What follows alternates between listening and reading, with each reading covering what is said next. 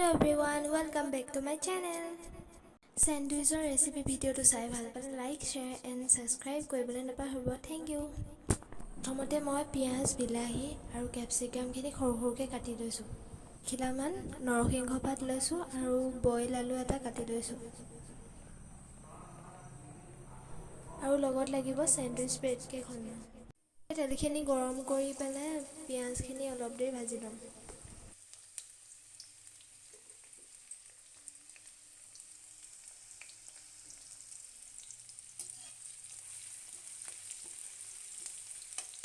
এতিয়া কেপচিকাম আৰু বিলাহীখিনি অলপ সময় ভাজি ল'ম। এতিয়া নিমখ হালধি দি ভালদৰে লৰাই ল'ম।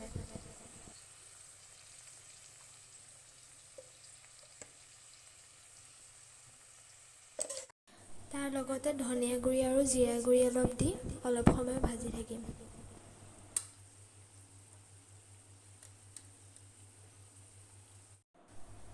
এতিয়া বইল আলুখিনি লগতে দি পেলাই অলপ সময় ভাজি থাকিম।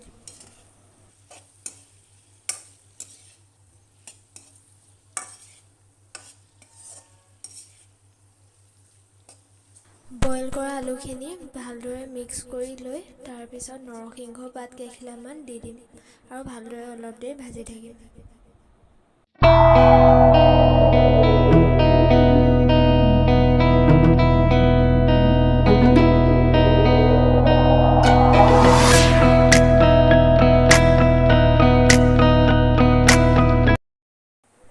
সেইখিনি হোৱাৰ পিছত এতিয়া চেণ্ডউইচ ব্ৰেডটোৰ ছাইডখিনি এৰুৱাই ল'ম।